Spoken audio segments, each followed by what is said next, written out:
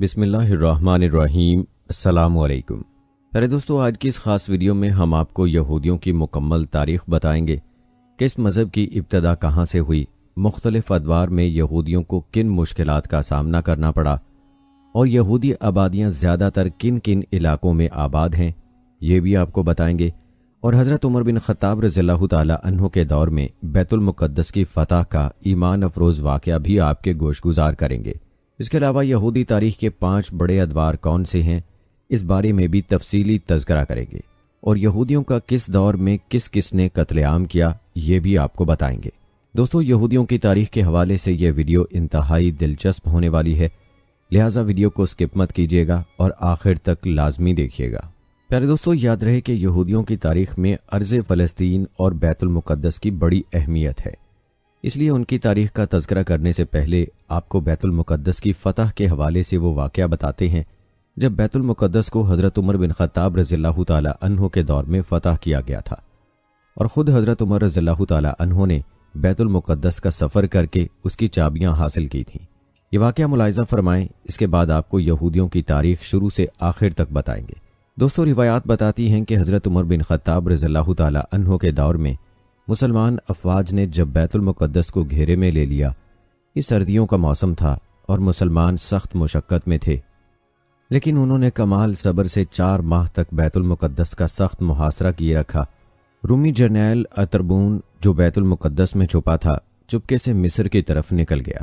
جب شہر کے لوگ تنگ آ گئے تو انہوں نے اپنے لاٹ پادری سے کہا، اے ہمارے باپ، ہم سوچتے تھے کہ یہ مسلمان محاصرہ نہ کر سکیں گے اور ہمیں کیسر کی طرف سے کمک ملے گی، لیکن ہمارا بادشاہ اپنی فوج کے شکست کھانے کی وجہ سے ہماری مدد کو نہ آ سکا۔ آپ ہماری طرف سے ان مسلمانوں سے بات کریں، اگر صلح کی کوئی صورت بنتی ہے تو ٹھیک، ورنہ ہم باہر نکل کر لڑائی کریں گے، یا تو ہم مسلمانوں کو شکست دے دیں یا ہمارا آخری آدمی بھی قتل ہو جائے۔ کہتے ہیں اہل شہر کی طرف سے پیغام بھیجا گیا کہ اپنے امیر کو نزدیک لائیں، ہم اس سے بات کرنا چاہتے ہیں۔ حضرت ابو عبیدہ رضی اللہ تعالی عنہ جو مسلمان افواج کے سپہ سالار تھے، دیوار کے پاس آ گئے۔ پادری اپنے ساتھ دوسرے چند لوگوں کو لے کر دیوار پر نمودار ہوا۔ ان لوگوں نے انجیل مقدس ہاتھوں میں بلند کی ہوئی تھی۔ پادری نے حضرت ابو عبیدہ رضی اللہ تعالی عنہ سے پہلا سوال ہی یہ کیا، کیا تمہیں اس شہر کی عظمت و حرمت کا اندازہ نہیں کہ تم یہاں حملہ کر کے اللہ کا غضب مول لے رہے ہو؟ حضرت ابو عبیدہ بن جراح رضی اللہ تعالی عنہ نے جواب میں فرمایا، ہاں، ہم جانتے ہیں کہ یہ عزت والا شہر ہے، اسی شہر سے ہمارے نبی صلی اللہ علیہ وآلہ وسلم کا آسمان کی طرف سفر معراج شروع ہوا، جس میں وہ اپنے رب کے نزدیک ہوئے۔ یہ نبیوں کی سرزمین ہے اور ان کی قبریں یہیں پائی جاتی ہیں۔ البتہ بات یہ ہے کہ ہم تم سے زیادہ اس شہر کی تولیت کے حقدار ہیں، ہمارا واپسی کا کوئی ارادہ نہیں ہے، یہاں تک کہ اللہ دوسرے شہروں کی طرح یہاں بھی ہمیں غلبہ دے دے۔ پادری نے پوچھا، اچھا مزید کیا صورت ہو سکتی ہے؟ حضرت ابو عبیدہ رضی اللہ تعالی عنہ نے فرمایا، پہلی بات تو یہ ہے کہ تم اسلام قبول کر لو، یہ نہیں تو دوسری بات یہ ہے کہ جزیہ ادا کر کے شہر ہمارے حوالے کرو، اور آخری صورت یہی ہے کہ ہم تم سے جنگ جاری رکھیں۔ پادری نے کہا کہ ہم اپنا دین تو چھوڑ نہیں سکتے، جزیہ ایک ذلت ہے، ہم اسے برداشت نہیں کر سکتے۔ رہی بات تمہارے دوسرے شہروں کو فتح کرنے کی، تو ان پر مسیح علیہ السلام کا غضب تھا، اس لیے وہ تمہاری غلامی میں دے دیے گئے، جبکہ ہمارا شہر مقدس ہے، اور ہم جب خداوند مسیح سے مدد کی درخواست کریں گے تو وہ ہماری مدد کریں گے۔ پادری نے مزید کہا کہ یقینی طور پر تم لوگ یہ شہر نہیں فتح کر سکتے، کیونکہ اس کا فتح کرنے والا کوئی اور ہے۔ پھر اس نے شہر بیت المقدس کو فتح کرنے والے کی نشانیاں بتائیں تو ابو عبیدہ رضی اللہ تعالی عنہ ہنسے اور اللہ اکبر کا نعرہ بلند کر کے فرمایا، رب کعبہ کی قسم، شہر فتح ہو گیا۔ پادری نے پوچھا، کیا تم ان صاحب کو جانتے ہو؟ انہوں نے جواب دیا، میں انہیں کیسے نہ پہچانوں گا کہ مدتوں ان کے ساتھ رہا ہوں، یہ ہمارے نبی کے ساتھی اور ہمارے خلیفہ حضرت عمر فاروق رضی اللہ تعالی عنہ ہیں۔ پادری نے کہا کہ اگر ایسا ہے تو ہمیں لوگوں کا خون بہانے سے بچنا چاہیے، تم لوگ انہیں بلا لو، اگر ہم نے ان میں نشانیاں پائیں تو ہم شہر تمہارے حوالے کر دیں گے۔ پیارے دوستو، روایات بتاتی ہیں کہ حضرت ابو عبیدہ رضی اللہ تعالی عنہ نے اپنے ساتھیوں کے سامنے ساری بات رکھی۔ انہوں نے با آواز بلند لا الہ الا اللہ، اللہ اکبر پکارا اور کہنے لگے، اے امیر، خلیفہ کی خدمت میں جلد خط روانہ کریں۔ روایات میں آتا ہے کہ حضرت شرجیل رضی اللہ تعالیٰ عنہ نے رائے دی کہ حضرت خالد بن ولید رضی اللہ تعالیٰ عنہ کا حلیہ حضرت عمر رضی اللہ تعالیٰ عنہ سے ملتا ہے تو کیوں نہ پادری کو آزمایا جائے۔ اس پر اتفاق ہوا تو حضرت خالد بن ولید رضی اللہ تعالیٰ عنہ کو دیوار کے نزدیک لایا گیا اور قلعے والوں سے کہا گیا تمہارا مطلوب آ گیا، لہٰذا اپنے پادری کو بلا لو۔ پادری نے غور سے حضرت خالد رضی اللہ تعالیٰ عنہ کو دیکھا اور پھر کہنے لگا یہ لگتا تو اسی کے جیسا ہے لیکن یہ وہ ہے نہیں، بعض علامات اس میں نہیں پائی جاتی۔ اب مسلمانوں نے خلیفۃ المسلمین کی خدمت میں خط روانہ کیا اور پوری تفصیل لکھ کر انہیں تشریف آوری کی دعوت دی۔ کہتے ہیں خط ملنے پر حضرت عمر رضی اللہ تعالیٰ عنہ نے اپنے اصحاب سے مشاورت کی تو حضرت عثمان رضی اللہ تعالیٰ عنہ کی رائے سامنے آئی کہ جب ہم نے اتنے شہر فتح کر لیے اور دشمن کمزور ہو چکا ہے تو اس کی طرف خلیفہ کو بھیج کر اسے عزت نہ دی جائے۔ حضرت علی رضی اللہ تعالیٰ عنہ کی رائے یہ سامنے آئی کہ محاصرہ بہت طویل ہو چکا ہے، مسلمان موسم کی سختی کا مقابلہ کر رہے ہیں، اس لیے ان کی تالیف اور سہولت کا خیال کرتے ہوئے خلیفہ کو بیت المقدس کا سفر کرنا چاہیے کہ انہیں اس سفر کا ڈھیروں اجر بھی ملنے والا ہے۔ یہ بھی ہو سکتا ہے کہ دشمن کو کہیں سے مدد مل جائے تو مزید فتح دور چلی جائے۔ حضرت عمر رضی اللہ تعالیٰ عنہ نے دونوں کی تحسین کی اور فرمایا عثمان نے جنگی چال اور حکمت کی بات کی جبکہ علی نے مسلمانوں پر شفقت و رحمت والی بات کی، اور ہم علی کی رائے کو اختیار کرتے ہیں، اور آپ رضی اللہ تعالیٰ عنہ نے اسی وقت سفر کی تیاری کا حکم دیا۔ کہا جاتا ہے کہ حضرت عمر رضی اللہ تعالیٰ عنہ جب معسکر میں پہنچے تو فجر کا وقت تھا۔ آپ نے لوگوں کو نماز پڑھائی اور اس کے بعد آپ نے واضح نصیحت پر مبنی خطاب فرمایا۔ اس کے بعد حضرت ابو عبیدہ رضی اللہ تعالیٰ عنہ آپ کو مختلف محاذات کے احوال بتانے لگے۔ حضرت عمر رضی اللہ تعالیٰ عنہ کبھی اظہار اطمینان کرتے اور کبھی رونے لگتے۔ ظہر تک یہی سلسلہ چلتا رہا۔ ظہر کی اذان کا وقت آیا تو بعض اصحاب نے فرمائش کی کہ حضرت بلال رضی اللہ تعالیٰ عنہ سے اذان کہلوائی جائے۔ آپ رضی اللہ تعالیٰ عنہ نے حضرت بلال رضی اللہ تعالیٰ عنہ سے کہا اے بلال، تمہارے ساتھی چاہتے ہیں کہ تم ان کے لیے اذان دو اور انہیں رسول اللہ صلی اللہ علیہ وآلہ وسلم کے ایام کی یاد تازہ کراؤ۔ حضرت بلال نے اذان دی تو دلوں کے پنچھی یوں پھڑپھڑانے لگے گویا سینوں کے پنجرے توڑ جانا چاہتے ہوں۔ ہر طرف گریا اور آہوزاری جاری تھی۔ جب کچھ تسکین ہوئی تو نماز ظہر ادا کی گئی۔ اس کے بعد حضرت عمر رضی اللہ تعالیٰ عنہ نے مساکین اور ضرورت مند حضرات کے لیے وظائف مقرر کیے اور فرمایا کہ لوگوں کو گندم، جو، شہد اور تیل وغیرہ فراہم کیا جائے۔ پھر آپ نے فوجوں سے کہا کہ اگر کسی کو اپنے امیر سے شکایت ہو یا جو حصے ہماری طرف سے ان کے مقرر کیے گئے وہ نہ ملتے ہوں تو مجھے آگاہ کریں۔ اس کے بعد آپ اونٹ پر سوار ہوئے تاکہ شہر پناہ کی طرف جا سکیں۔ لوگوں نے درخواست کی کہ آپ اونٹ کے بجائے گھوڑے پر سوار ہو جائیں اور اپنا مرقع وہ لباس جس میں بہت سارے پیوند لگے ہوں اتار کر اچھے کپڑے پہن لیں۔ خیر آپ نے ساتھیوں کی درخواست پر اچھے کپڑے پہنے اور گھوڑے پر سوار ہوئے۔ وہ گھوڑا کچھ شوق سا تھا، اچھل کود کرنے لگا۔ حضرت عمر رضی اللہ تعالیٰ عنہ کو خیال آیا کہ یہ لباس اور گھوڑا تواضع شاہانہ کے خلاف ہے، تو آپ گھوڑے سے اتر پڑے اور کہنے لگے تم جانتے ہو جس کے دل میں رائی کے دانے جتنا تکبر ہوگا وہ جنت میں داخل نہ ہوگا۔ پھر آپ نے اپنا مرقع منگوا کر پہنا، یعنی وہ کرتا جس میں پیوند لگے ہوئے تھے۔ اس کے بعد آپ اونٹ پر سوار ہو کر اگلے مورچوں کی طرف چلے۔ حضرت ابو عبیدہ رضی اللہ تعالیٰ عنہ آپ کے ساتھ تھے۔ مورچوں میں ایک جگہ آپ کے لیے خیمہ لگایا گیا، آپ نے وہاں نماز ادا کی۔ حضرت ابو عبیدہ رضی اللہ تعالیٰ عنہ نے شہر پناہ کے پہرے داروں سے کہا کہ لاٹ پادری کو اطلاع دی جائے کہ امیر المومنین تشریف لے آئے ہیں۔ پادری سفریونوس دیوار پر آیا اور اس نے کہا کہ ان صاحب کو دیوار کے نزدیک لے آؤ تاکہ ہم دیکھ سکیں کہ وہی ہیں یا کوئی اور ہیں۔ حضرت عمر رضی اللہ تعالیٰ عنہ اپنے اونٹ کو دیوار کے نزدیک لے چلے تو لوگوں نے اعتراض کیا کہ کہیں آپ کے خلاف کوئی ناشائستہ حرکت نہ کی جائے۔ حضرت عمر رضی اللہ تعالیٰ عنہ نے آیت مبارکہ پڑھی اور حضرت ابو عبیدہ رضی اللہ تعالیٰ عنہ کے ساتھ دیوار کے نزدیک آ گئے۔ پادری سفرینیوس آپ کو غور سے دیکھ رہا تھا، وہ زور سے چلا اٹھا، یہ محمد کے وہی ساتھی ہیں جن کی نعمت و صفات ہماری کتابوں میں پائی جاتی ہیں، یہی قدس کے فاتح ہیں۔ اے لوگو اترو اور ان سے امن طلب کرو۔ شہر پناہ کے دروازے کھول دیے گئے اور لوگ چوک در چوک حضرت عمر رضی اللہ تعالیٰ عنہ کے پاس حاضر ہونے لگے۔ آپ رضی اللہ تعالیٰ عنہ نے لوگوں سے کہا واپس جاؤ، تم ہمارے ذمے میں ہو، تمہیں امان دی جاتی ہے، جاؤ اپنے شہر میں چلے جاؤ۔ प्यारे दोस्तों, फिर बैतुल मुक़द्दस की चाबियां आप रज़ी अल्लाह ताला अन्हो के हवाले की गईं, क्योंकि ईसाइयों ने आपका हुलिया मुबारक अपनी किताबों के मुताबिक पा लिया था और यूं बैतुल मुक़द्दस पर मुसलमान काबिज हो गए। रिवायात बताती हैं कि आप रज़ी अल्लाह ताला अन्हो मास्कर में आ गए और रात बसर करने के बाद अगले दिन शहर में दाखिल हुए, जबकि पीर का दिन था। आप रज़ी अल्लाह ताला अन्हो मस्जिद अक्सा में उसी दरवाजे से दाखिल हुए जहां से रसूलुल्लाह सल्लल्लाहु अलैहि वसल्लम दाखिल हुए थे। आपने मस्जिद में 2 रकत नमाज अदा की। आपने मस्जिद अक्सा में फजर की नमाज पढ़ाई, जिसमें आपने सूरह बनी इसराइल और सूरह स्वाद की क़िरात की। दोस्तों, ये था वाक़या हज़रत उमर रज़ियल्लाहु ताला अन्हो का बैतुल मुक़द्दस की फ़तह के हवाले से।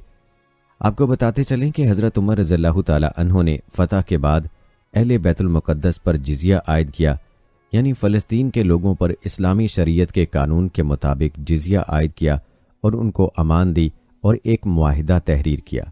इस मुआहिदे की रूह से अहले कुरस पर जिज़िये के बदले में उन लोगों की जानो माल और इबादत गाहों के तहफ़्फ़ुज़ और मजहबी आज़ादी की ज़मानत दी गई और मुआहिदे में शामिल किया गया कि दीन के मामले में उन पर कोई जबर नहीं किया जाएगा।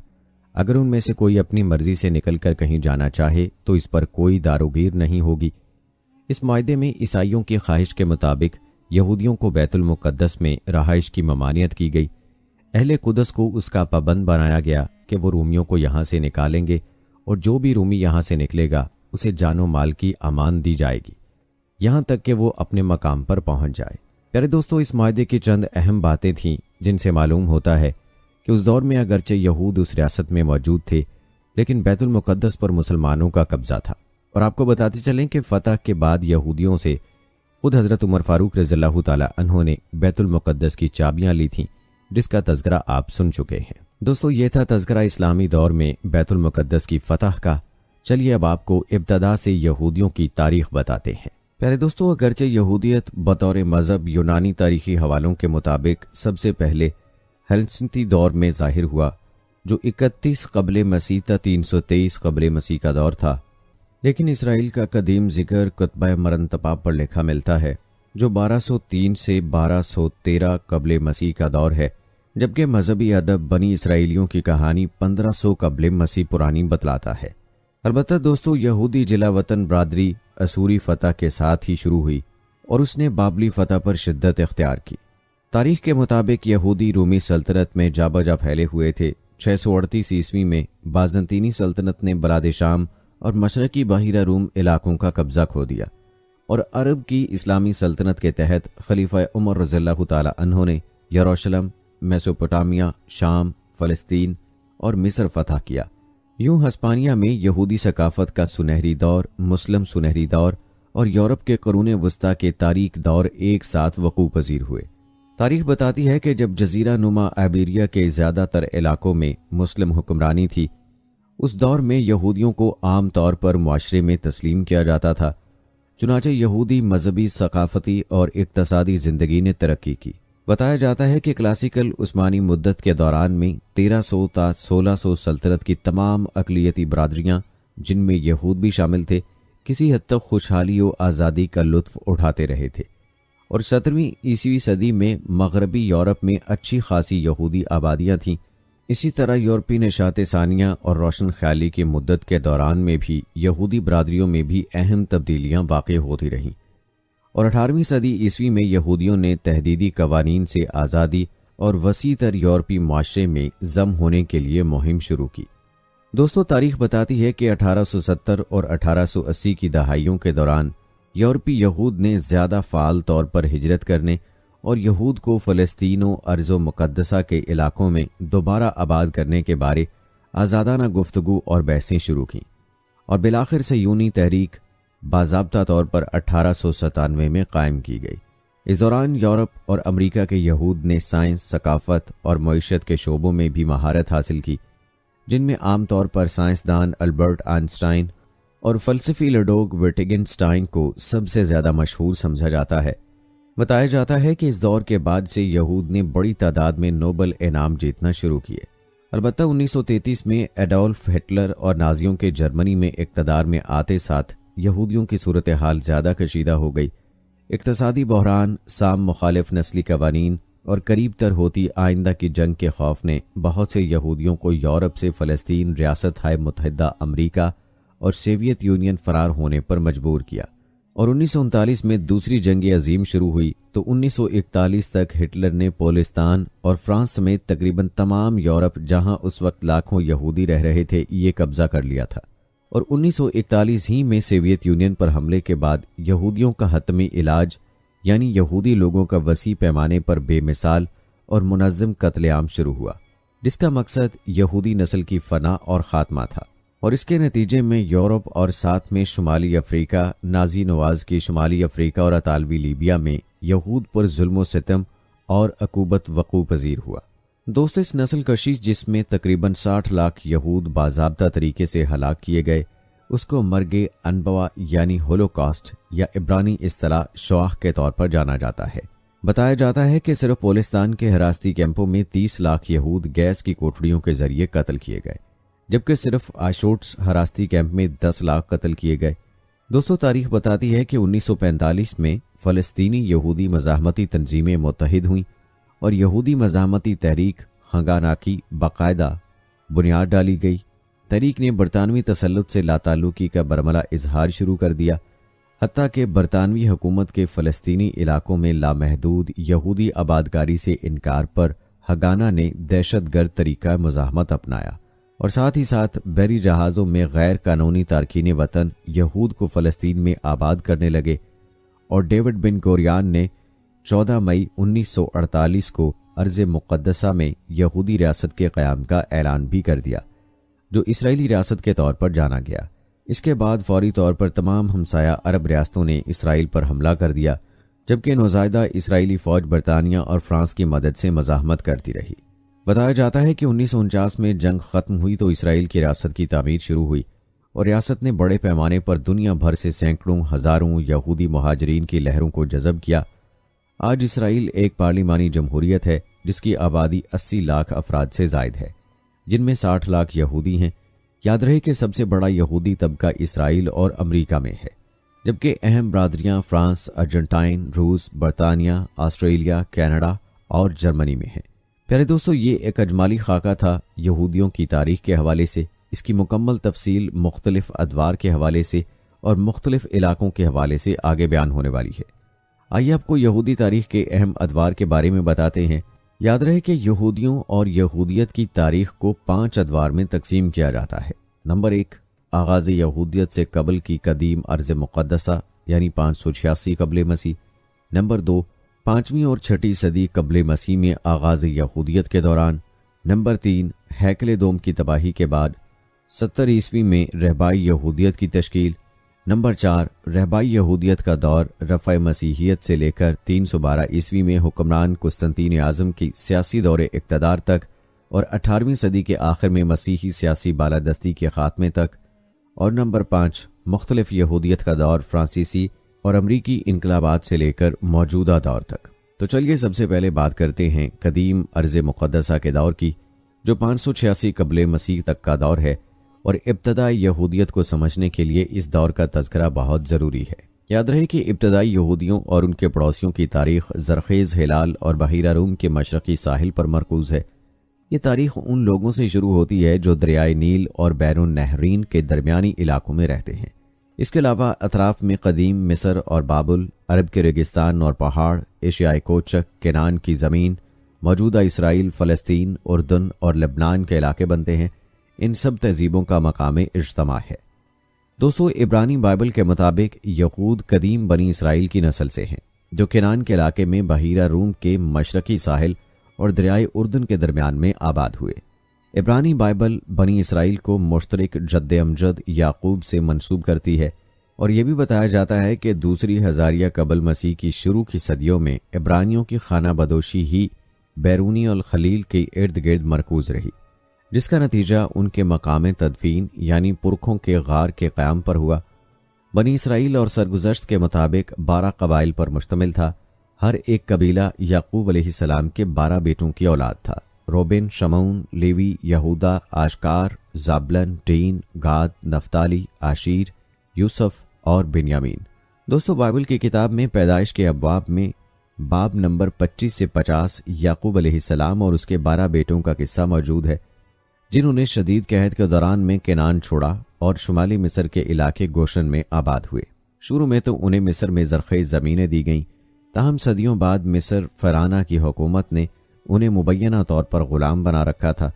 اگرچہ قرآن اور سابق مقدسہ کتب اس کی تصدیق کرتی ہیں، تاہم اس امر کے واقع ہونے کا کسی آزاد ذرائع سے ثبوت نہیں ملا، اور تاریخ بتاتی ہے کہ کم و بیش 400 سال کی غلامی کے بعد ان کے معبود یہودا نے لاوا قبیلے کی عبرانی پیغمبر موسیٰ کو یہود کو فرعون سے رہائی کے لیے بھیجا۔ یاد رہے کہ یہودا یہودی لوگوں کے خدا کا اس وقت کا نام تھا۔ مقدس کتب کے مطابق عبرانی معجزانہ طور پر ہجرت کر کے مصر سے باہر نکلے۔ یہ واقعہ خروج یا ہجرت کے طور پر جانا جاتا ہے اور واپس اپنے آبائی وطن کنعان لوٹے۔ مقدس کتاب کے مطابق مصری غلامی سے آزادی کے بعد اسلام کے مطابق انہوں نے موسیٰ کی حکم عدولی کی اور کنعانی قبیلے سے لڑنے سے انکار کیا، جس کی سزا میں بنی اسرائیل 40 سال کی مدت تک سینا کے ریگستان میں گمراہ پھرتے رہے، جہاں انہیں من و سلوہ ملتا رہا۔ پھر انہوں نے 1400 قبل مسیح میں یوشع بن نون کی زیر قیادت کنعان فتح کیا۔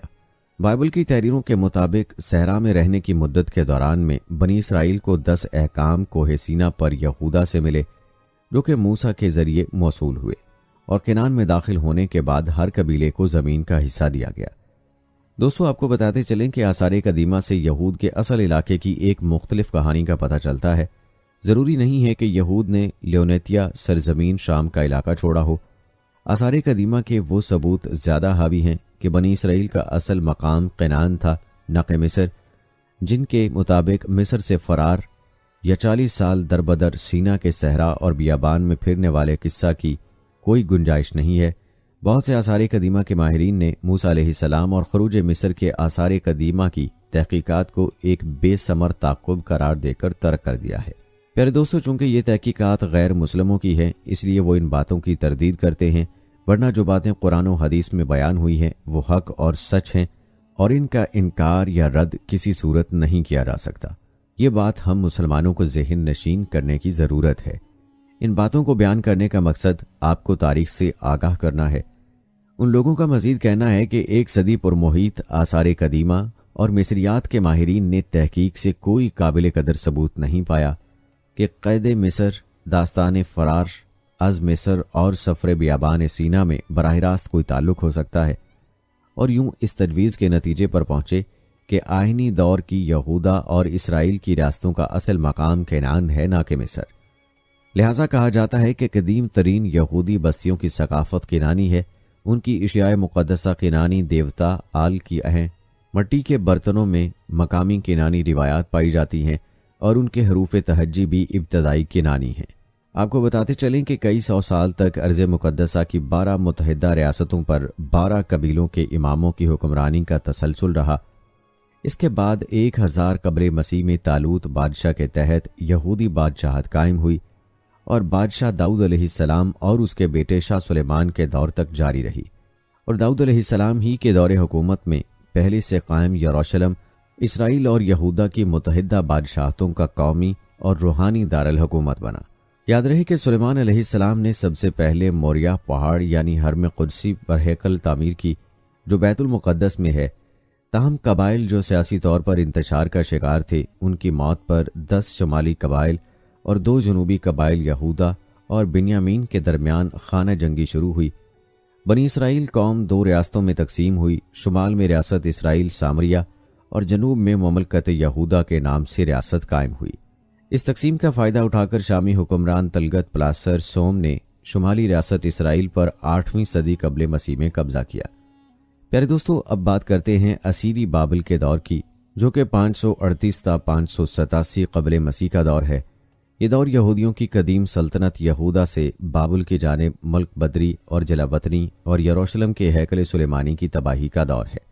تاریخ بتاتی ہے کہ ایک غالب طاقت کے خلاف بغاوت اور نتیجہ خیز محاصرے کے بعد کی مملکت یہودا کو 587 قبل مسیح میں بابلیوں کی فوج نے فتح کیا اور پہلا ہیکل سلیمانی تباہ کیا۔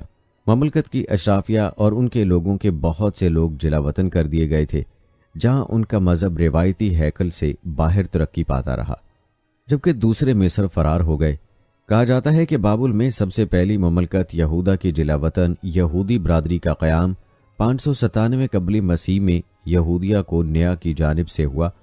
یوں بابل میں یہود کی چند سب سے ممتاز شہر اور برادریاں قائم ہوئیں، جو اس وقت سے لے کر 13ویں صدی تک یہودی زندگی کا مرکز بنا۔ پہلی صدی تک بابل کی آبادی کے بڑھاؤ میں تیزی آ چکی تھی اور ایک اندازے کے مطابق سال 200 عیسوی سے 500 عیسوی میں 10 لاکھ یہود تک اضافہ ہوا، جو بعد میں بڑھ کر 20 لاکھ تک جا پہنچی، یہاں تک کہ دنیا کی یہودی آبادی کا چھٹا حصہ اس علاقے میں آباد ہوا۔ یہیں پر انہوں نے قدیم بابل کے یہود کی زبانوں عبرانی اور آرامی میں تلمود لکھی، جس میں یہودی تصوف قبالہ بھی شامل ہے، جو آج بھی ان میں بہت مشہور اور رائج ہے۔ کچھ دانشوروں کے مطابق قبال میں جادوئی عملیات کا دخول اسی زمانے میں ہوا، جو قرون وسطیٰ تک مزید ترقی کرتا گیا۔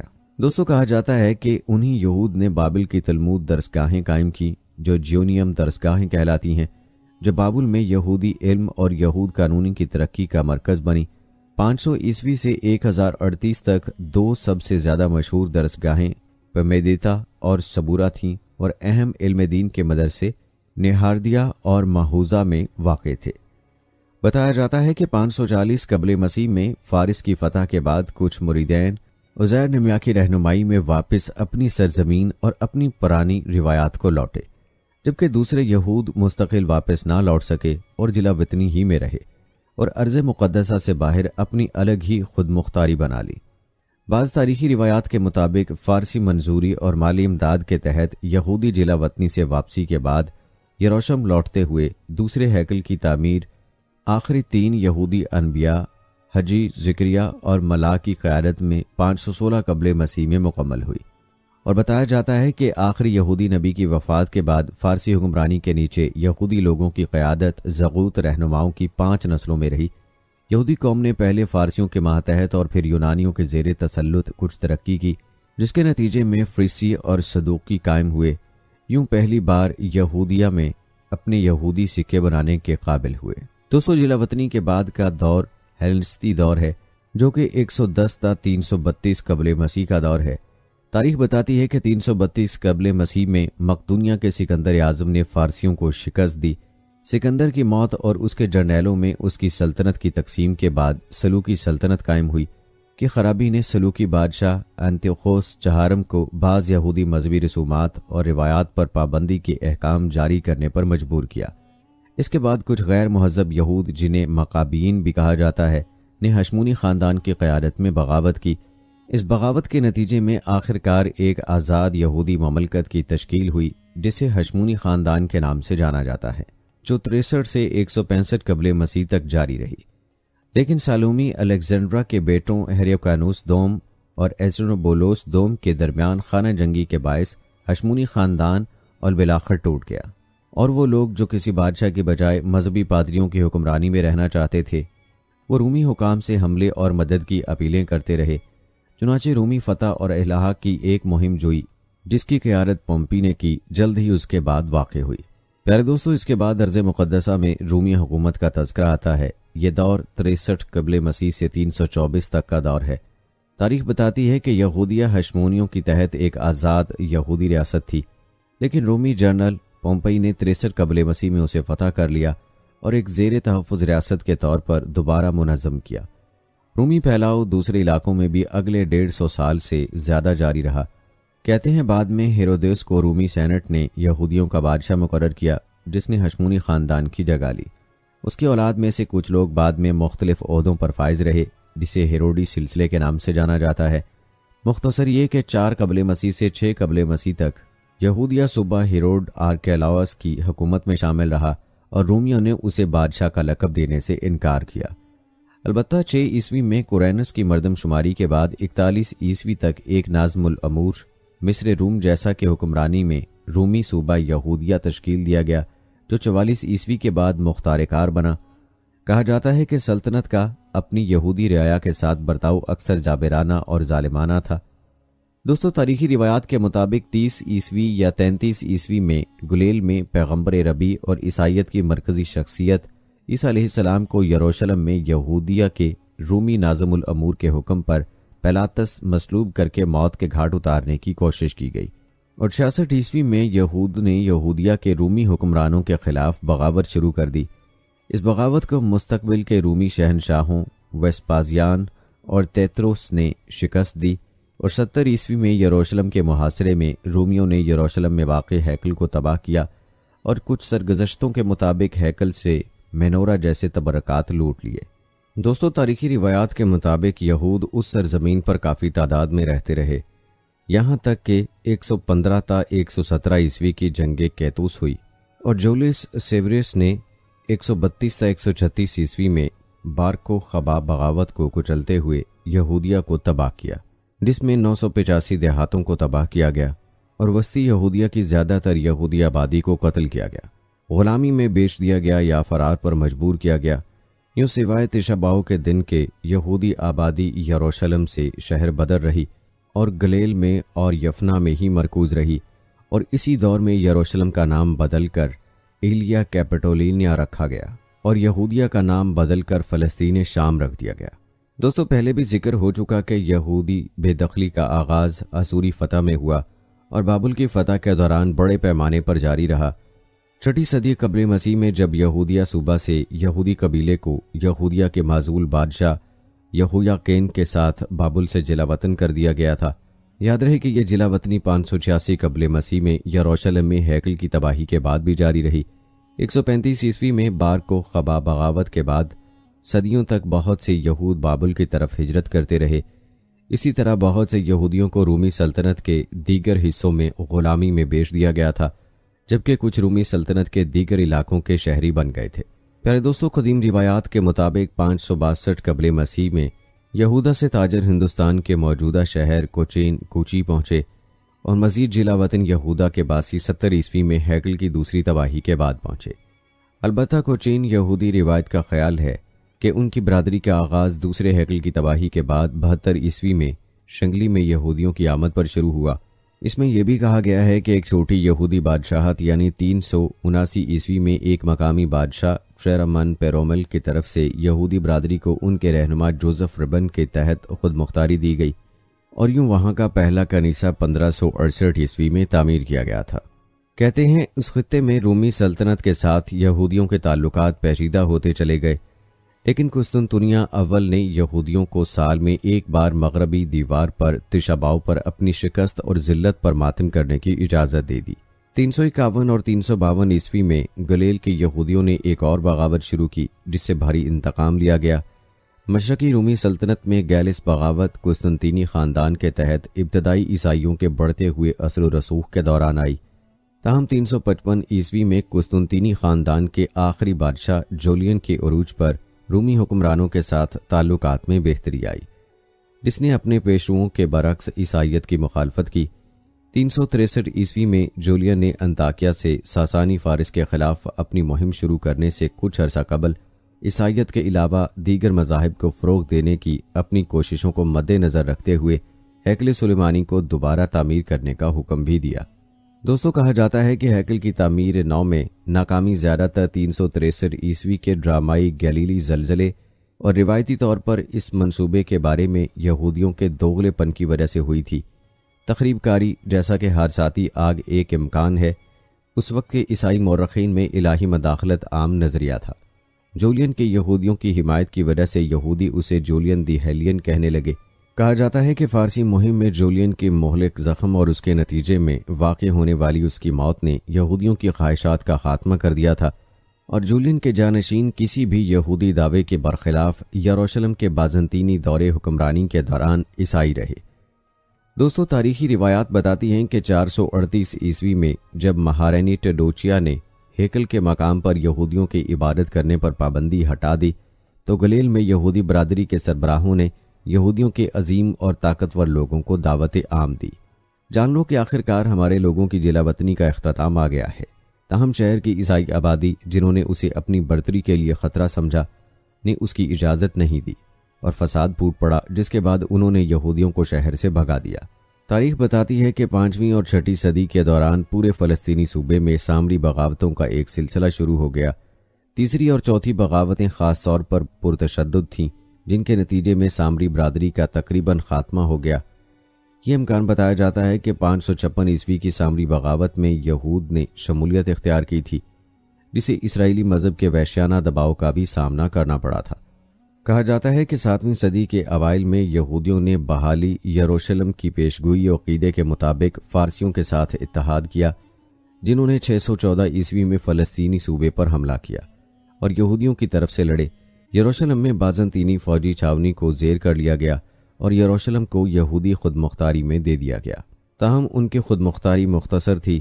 یروشلم میں یہودی رہنما کو جلد ہی ایک عیسائی بغاوت کے دوران قتل کر دیا گیا تھا، اور اگرچہ یروشلم کو فارسیوں اور یہودیوں نے 3 ہفتوں کے اندر دوبارہ فتح کر لیا، لیکن یہ انتشار کا شکار ہو گیا۔ فارسی افواج کے انخلا کے نتیجے میں یہودیوں نے 625 یا 628 عیسوی میں بازنطینیوں کے سامنے ہتھیار ڈال دیے، لیکن 629 عیسوی میں عیسائی بنیاد پرستوں نے ان کا قتل عام کیا، جس میں بچ جانے والے مصر فرار ہو گئے۔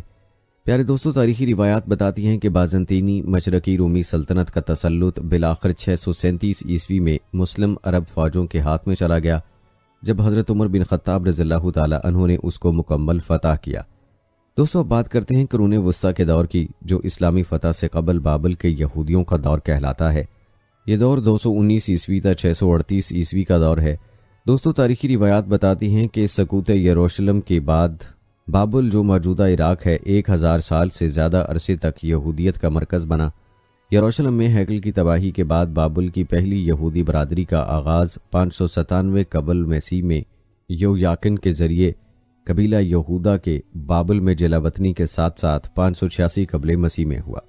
بارکو خبا بغاوت کے بعد 135 عیسوی اور آئندہ کی صدیوں میں بہت سے یہودیوں نے بابل کی طرف ہجرت کی۔ یوں بابل میں کچھ بڑے اور نمایاں یہودی شہر اور برادریاں قائم ہوئیں اور 13ویں صدی تک یہودیوں کی زندگی کا مرکز بن گیا۔ ایک اندازے کے مطابق پہلی صدی عیسوی تک بابل میں یہودیوں کی تیزی سے بڑھتی ہوئی 10 لاکھ کی آبادی تھی، جو 200 عیسوی اور 500 عیسوی کے درمیان ایک اندازے کے مطابق طبعی بالیدگی اور مزید یہودیوں کی ہجرت کی وجہ سے 20 لاکھ تک پہنچ گئی۔ ارض مقدسہ سے اس دور میں دنیا کی یہودی آبادی کا تقریباً 6واں حصہ بنتا تھا۔ یہود نے بابل میں تلمودی درسگاہیں قائم کی، جنہیں جیونگ درسگاہیں بھی کہا جاتا ہے۔ یہ درسگاہیں تقریباً 500 عیسوی سے بابل میں یہودی علوم و شریعت کی ترقی کا مرکز بنی رہیں۔ بتایا جاتا ہے کہ تلمود، یشوع، مدارس یہودی ثقافت اور تعلیم کا ایک اہم حصہ بن گئیں، اور یہود نے مغربی اور مشرقی یورپ، شمالی افریقہ اور بعد کی صدیوں میں امریکہ اور دنیا کے دیگر ممالک میں جہاں یہودی منتشر تھے، یشوع قائم کرتے رہے، یعنی مدارس بناتے رہے۔ بتایا جاتا ہے کہ یشوع میں تلمودی تعلیم، جن میں سے زیادہ تر ریاستہائے متحدہ امریکہ اور مقبوضہ فلسطین میں واقع ہیں، آج بھی جاری ہیں۔ کہا جاتا ہے کہ قدیم عہد عتیق اور ابتدائی قرون وسطیٰ کے یہود کے لیے بابل کے یشوع یہودی مذہبی حکام کی مجلس شورا کے مشابہ تھے۔ یہ درسگاہیں قبل از اسلام بابل میں زرتشتی ساسانی خاندان کے تحت قائم کی گئی تھیں، اور یہ ساسانی دارالحکومت مدائن سے زیادہ دور واقع نہ تھی، جو اس وقت دنیا کا سب سے بڑا شہر تھا۔ 7ویں صدی میں فارس کی اسلامی فتح کے بعد یہ درسگاہیں اسلامی خلافت کے تحت 400 سال تک چلتی رہیں۔ شریر اگاون مفتی اعظم کے مطابق سورا کا پہلا گاؤں مار بارابب چنان تھا، جس نے 609 عیسوی میں عہدہ سنبھالا تھا۔ سورا کا آخری گاون سیمیول بن ہوفنی تھا، جس کا انتقال 1034 عیسوی میں ہوا تھا۔ پمبدیتا کا آخری گاؤں حزقیہ تھا، جسے 1040 میں تشدد کر کے ہلاک کر دیا گیا تھا۔ یوں جیونیم کی سرگرمی تقریباً 450 سال کی مدت پر محیط رہی۔ پیارے دوستو، یاد رہے کہ بابل یہودیت کے بنیادی مقامات میں سے ایک نہردیہ تھا، جو اس وقت کی دنیا کا ایک بہت بڑا شہر تھا، جو زیادہ تر یہود پر مشتمل تھا۔ یہاں پر واقع ایک بہت ہی قدیم کنیسہ کے بارے میں خیال کیا جاتا ہے کہ بادشاہ یہویاکن نے اسے تعمیر کرایا، جو اس زمانے میں یہاں نہردیہ میں موجود تھا۔ نہردیہ کے قریب حزل میں ایک اور کنیسہ تھی، جہاں سے عذرا کی درسگاہ کے کھنڈرات دیکھے جا سکتے تھے۔ کہا جاتا ہے کہ ہیڈرین سے پہلے کے زمانے میں عقیبہ سینڈرین کی تبلیغی دورے پر نہردیہ پہنچے تو ازدواجی قانون کے ایک نقطے پر ایک مقامی عالم کے ساتھ مباحثہ ہوا۔ مشنعب اختتام اسی زمانے میں نیسبیس شمالی بین النہرین میں یہودیہ کی ایک بہترین درسگاہ تھی، جس کا صدر مدرس یہودا بن بطیرہ تھا، اور جہاں ظلم و ستم سے پناہ حاصل کرنے بہت سے یہودی علماء آتے تھے۔ نہر پیکوڈ کے ایک اسکول کو بھی ایک خاص مگر عارضی اہمیت حاصل ہوئی، جس کی بنیادی یہودی تارک وطن حنانیہ نے رکھی تھی، جو یوشع بن حنانیہ کا بھتیجا تھا۔ کہتے ہیں کہ یہ مدرسہ بابل یہود اور اسرائیلی یہود کے درمیان تفرقے کا سبب بنتا اگر یہودی حکام فوری طور پر حنانیہ کے عزائم کی جانچ نہ کر لیتے۔ دوستو، اب بات کرتے ہیں 324 عیسوی سے 638 عیسوی کے دور کی۔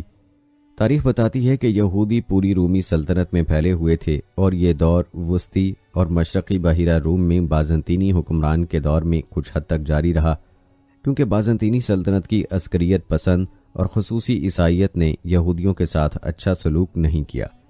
یوں سلطنت میں آباد یہودیوں کی حالت اور اثر و رسوخ میں ڈرامائی طور پر کمی واقع ہوئی۔ یہودیوں کو عیسائی بنانا سرکاری پالیسی تھی، اور عیسائی قیادت نے اپنی کوششوں میں روم کی سرکاری طاقت کا استعمال کیا۔ البتہ 351 عیسوی میں یہودیوں نے اپنے گورنر کانسٹنٹائن گیلس کے اضافی دباؤ کے خلاف بغاوت کی۔ گیلس نے بغاوت کو ختم کر دیا اور گیلیری کے علاقے کے بڑے شہروں کو تباہ کر دیا جہاں بغاوت شروع ہوئی تھی۔ یوں تیزی پوری اور لد، جو دو بڑی قانونی درسگاہوں کے مقام تھے، دونوں تباہ ہوئے اور پھر کبھی بحال نہیں ہو سکے۔ دوستو، تاریخی روایات بتاتی ہیں کہ اس دور میں تبریہ میں حلیل دوم نے ایک سرکاری جنتری بنائی جس کے لیے ماہانہ چاند دیکھنے کی ضرورت نہیں تھی۔ مہینے مقرر کیے گئے تھے اور جنتری کو یہودیہ سے مزید اختیار کی ضرورت نہیں تھی۔ تقریباً اسی دور میں یہودا ہانسی کی موت کے بعد تبریہ کے یہودی فقہ کی تعلیم حاصل کرنے والے یہودی علماء کی نسلوں نے مشترکہ مشنہ باریتا کی تفاسیر اور تشریحات تالیف کی۔ متن کو مشنہ کی ترتیب کے مطابق ترتیب دیا گیا، جو مشنہ کے ہر پیراگراف کے بعد اس سے وابستہ تشریحات، قصص اور جوابات کا مجموعہ تھا، اور اسی مصحف کو یروشلمی تلمود کہا جاتا ہے۔ پیارے دوستو، روایات بتاتی ہیں کہ مرتد شہنشاہ جولین کے دور میں یہودیوں پر سرکاری ظلم و ستم میں تھوڑا وقفہ آیا۔ جولین کی پالیسی تھی کہ رومی سلطنت کو ہیلینسٹیت کی طرف لوٹایا جائے، اور اس نے یہودیوں کو یروشلم کی تعمیر نو کی ترغیب دی۔ چونکہ جولین کی حکمرانی صرف 361 سے 363 تک رہی، اس لیے سلطنت پر رومی عیسائی حکمرانوں کی بحالی سے قبل یہود زیادہ تعمیر نہیں کر سکے، اور 398 عیسوی میں سینٹ جان کرسٹم کے بطور پیٹریارک کے نمودار ہوتے ساتھ ہی یہود کے خلاف عیسائی ہرزہ سرائی میں تیزی آئی۔ یہودیوں کے خلاف اور مجسموں پر ہو ملی 17 جیسی عنوانوں میں یہودیوں بیماریوں کے خلاف واعظ و تبلیغ ہوئی۔ اس طرح کی سخت زبان نے بڑی یہودی بستیوں جیسا کہ انطاکیہ اور قسطنطنیہ میں عیسائیوں کے خلاف عدم اعتماد اور نفرت کے ماحول کو جنم دیا۔ کہا جاتا ہے کہ 5ویں صدی کے آغاز میں حکمران تھیوڈوسس نے یہود پر سرکاری طور پر ظلم کرنے کے احکام کا ایک مجموعہ جاری کیا۔ کہتے ہیں یہود کو غلام رکھنے، نئے کلیسا بنانے، عوامی عہدہ رکھنے یا یہودی اور غیر یہودی کے درمیان مقدمات چلانے کی اجازت نہیں تھی۔ یہود اور غیر یہود کے درمیان شادی کو جرم قرار دیا گیا تھا، جیسا کہ عیسائیوں کا یہودیت میں تبدیل ہونا جرم تھا۔ تھیوڈوسس نے سنترین مجلس شورا کو ختم کر دیا اور ناسی کا عہدہ ختم کر دیا۔ حکمران جسٹینین کے تحت شاہی حکام نے یہودیوں کے شہری حقوق کو مزید محدود کر دیا اور ان کے مذہبی مراعات کو خطرہ لاحق ہو گیا۔ بادشاہ نے کنیسہ کے اندرونی معاملات میں مداخلت کی، مثال کے طور پر عبادت الہیہ میں عبرانی زبان کے استعمال پر پابندی عائد کی۔ پابندیوں کی نافرمانی کرنے والوں کو جسمانی جرمانے، جلاوطنی اور جائیداد کے نقصان کی دھمکیاں دی گئیں۔ بریمی یہود سائریٹرس میجر سے کچھ ہی فاصلے پر، جنہوں نے بازنطینی جنرل بیلیسار ریس کی ونڈال مخالف مہم میں مزاحمت کی، انہیں عیسائیت قبول کرنے پر مجبور کیا گیا اور ان کی کنیسہ کو گرجا میں تبدیل کر دیا گیا۔ کہتے ہیں جسٹینین اور اس کے جانشینوں کو صوبہ یہودیہ سے باہر خدشات لاحق تھے، اور اس کے پاس ان ضوابط کو نافذ کرنے کے لیے ناکافی فوج تھی، جس کے نتیجے میں 5ویں صدی وہ دور تھا جو نئے کنیسوں کی تعمیر کی ایک لہر آئی، جن میں سے بہت سے خوبصورت فرشوں پر پچکاری کی گئی۔ یہودیوں نے بازنطینی ثقافت کے بھرپور اسلوب فن کو اپنایا۔ اس دور کے یہودی پچیکاری لوگ جانوروں، میناروں، ستاروں، برجوں اور بائبل کے کرداروں کی تصویر کشی کرتے ہیں۔ ان کنیسوں کے فرشتوں کی بہترین مثالیں بیت الفا، جس میں ابراہیم کا اپنے بیٹے کی بجائے ایک مینڈے کی قربانی کرنے کا منظر شامل ہے، تبریہ، بیت شین اور زیپوری میں پایا گیا ہے۔ البتہ بازنطینی حکومت کے تحت یہود کا غیر یقینی وجود زیادہ دیر تک برقرار نہیں رہا، جس کی بڑی وجہ جزیرہ نما عرب سے اسلام کا پھوٹنا تھا۔ یاد رہے کہ مسلم خلافت نے 636 عیسوی میں جنگ یرموک میں فتح کی چند پالیسیوں میں ہی بازنطینیوں کو ارض مقدس سرزمین شام، جسے جدید اسرائیل، اردن، لبنان اور شام کہا جاتا ہے، سے بے دخل کر دیا۔ بعد کی صدیوں میں یہود نے خلافت میں سکونت کے لیے بازنطینی علاقوں سے مسلم علاقوں میں فرار اختیار کی۔ تاریخی روایات بتاتی ہیں کہ بازنطینی سلطنت میں یہودی آبادی کا ہجوم کچھ حکمرانوں بالخصوص جسٹینین کی طرف سے اناطولیہ کے یہود کو زبردستی عیسائی کرنے کی کوششوں سے متاثر نہیں ہوا، کیونکہ ان کوششوں کو بہت کم کامیابی ملی۔ بتایا جاتا ہے کہ قسطنطنیہ کی زیادہ تر یہودی آبادی میں محمد فاتح دوم کی فتح کے بعد بھی وہیں پر ہی قائم رہی، اور کہیں 4 صدی میں جدید حبشہ میں ایک یہودی قوم سیمین کی بادشاہت قائم ہوئی، جو 17ویں صدی تک قائم رہی۔ پیارے دوستو، اب تذکرہ کرتے ہیں اسلامی دور کا، جو کہ 638 تا 1099 کا دور تھا۔ تاریخ بتاتی ہے کہ 638 میں بازنطینی سلطنت نے ارض شام کا تسلط کھو دیا۔ خلیفہ ثانی عمر رضی اللہ تعالی عنہ کی قیادت میں خلافت راشدہ نے یروشلم اور بین النہرین، شام، فلسطین اور مصر کی سرزمین کو فتح کیا۔ بطور سیاسی نظام، اسلام نے یہود کی معاشی، سماجی اور فکری ترقی کے لیے یکسر نئے حالات پیدا کیے تھے۔ خلیفہ عمر رضی اللہ تعالی عنہ نے یہود کو 500 سال کے وقفے کے بعد بیت المقدس میں اپنی موجودگی دوبارہ قائم کرنے کی اجازت دی۔ یہی وجہ ہے کہ یہودی روایات خلیفہ عمر رضی اللہ تعالی عنہ کو ایک مہربان حکمران مانتی ہے۔ پیارے دوستو، یہاں تاریخ میں بیان کی گئی اس بات کی تشریح ضروری ہے جو حضرت عمر رضی اللہ تعالی عنہ کے حوالے سے بیان کی گئی۔ اس بات میں کوئی شک نہیں کہ اسلام نے ہمیشہ مذہبی آزادی کی اجازت دی ہے، اور بیت المقدس کی فتح کے موقع پر بھی ایسا ہی ہوا۔ لیکن یاد رہے کہ بیت المقدس میں یہودیوں کے داخلے پر عمر رضی اللہ تعالی عنہ کی جانب سے پابندی عائد کی گئی تھی۔ ہاں، البتہ ریاست میں یہودیوں کی موجودگی اس دور میں قائم رہی۔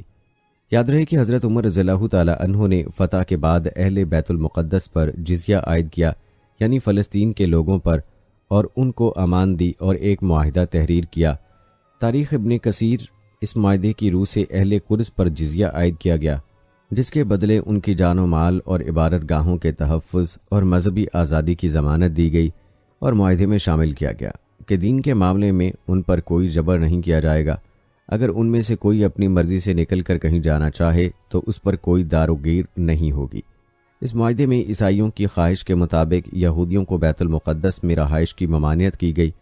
اہل قدس کو اس کا پابند بنایا گیا کہ وہ رومیوں کو یہاں سے نکالیں گے، اور جو بھی رومی یہاں سے نکلے گا اسے جان و مال کی امان دی جائے گی، یہاں تک کہ وہ اپنے مقام پر پہنچ جائے۔ پیارے دوستو، یہ اس معاہدے کی چند اہم باتیں تھیں جن سے معلوم ہوتا ہے کہ اس دور میں اگرچہ یہود اس ریاست میں موجود تھے، لیکن بیت المقدس پر مسلمانوں کا قبضہ تھا۔ اور آپ کو بتاتے چلیں کہ فتح کے بعد یہودیوں سے خود حضرت عمر رضی اللہ تعالی عنہ نے بیت المقدس کی چابیاں لی تھیں۔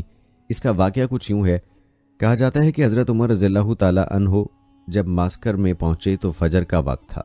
آپ نے لوگوں کو نماز پڑھائی، اور اس کے بعد آپ نے واضح نصیحت پر مبنی خطاب فرمایا۔ اس کے بعد حضرت ابو عبیدہ رضی اللہ تعالی عنہ آپ کو مختلف محاذات کے احوال بتانے لگے۔ حضرت عمر رضی اللہ تعالی عنہ کبھی اظہار اطمینان کرتے اور کبھی رونے لگتے۔ ظہر تک یہی سلسلہ چلتا رہا۔ ظہر کی اذان کا وقت آیا تو بعض اصحاب نے فرمائش کی کہ حضرت بلال رضی اللہ تعالی عنہ سے اذان کہلوائی جائے۔ آپ رضی اللہ تعالی عنہ نے حضرت بلال رضی اللہ تعالی عنہ سے کہا، اے بلال، تمہارے ساتھی چاہتے ہیں کہ تم ان کے لیے اذان دو اور انہیں رسول صلی اللہ علیہ وآلہ وسلم کے ایام کی یاد تازہ کراؤ۔ حضرت بلال رضی اللہ تعالی عنہ نے اذان دی تو دلوں کے پنچھی یوں پھڑپھڑانے لگے گویا سینوں کے پنجرے توڑ جانا چاہتے ہوں۔ ہر طرف گریہ اور آہوزاری جاری تھی۔ جب کچھ تسکین ہوئی تو نماز ظہر ادا کی گئی۔ اس کے بعد حضرت عمر رضی اللہ تعالی عنہ نے مساکین اور ضرورت مند حضرات کے لیے وظائف مقرر کیے اور فرمایا کہ لوگوں کو گندم، جو، شہد اور تیل وغیرہ فراہم کیا جائے۔ پھر آپ نے فوجوں سے کہا کہ اگر کسی کو اپنے امیر سے شکایت ہو یا جو حصے ہماری طرف سے ان کے مقرر کیے گئے وہ نہ ملتے ہوں تو مجھے آگاہ کریں۔ اس کے بعد آپ اونٹ پر سوار ہوئے تاکہ شہر پناہ کی طرف جا سکیں۔ لوگوں نے درخواست کی کہ آپ اونٹ کی بجائے گھوڑے پر سوار ہو جائیں اور اپنا مرقع یعنی وہ لباس جس میں بہت سارے پیبند لگے ہوں اتار کر اچھے کپڑے پہن لیں۔ خیر، آپ نے ساتھیوں کی درخواست پر اچھے کپڑے پہنے اور گھوڑے پر سوار ہوئے۔ وہ گھوڑا کچھ شوخ سا تھا، اچھل کود کرنے لگا۔ حضرت عمر رضی اللہ تعالی عنہ کو خیال آیا کہ یہ لباس اور گھوڑا تواضع شاہانہ کے خلاف ہے، تو آپ گھوڑے سے اتر پڑے اور کہنے لگے، تم جانتے ہو جس کے دل میں رائی کے دانے جتنا تکبر ہوگا وہ جنت میں داخل نہ ہوگا۔ پھر آپ نے اپنا مرقع منگوا کر پہنا، یعنی وہی اپنا جس میں پیوند لگے ہوئے تھے وہی کرتا پہنا۔ اس کے بعد آپ اونٹ پر سوار ہو کر اگلے مورچوں کی طرف چلے۔ حضرت ابو عبیدہ رضی اللہ تعالی عنہ آپ کے ساتھ تھے۔ مورچوں میں ایک جگہ آپ کے لیے خیمہ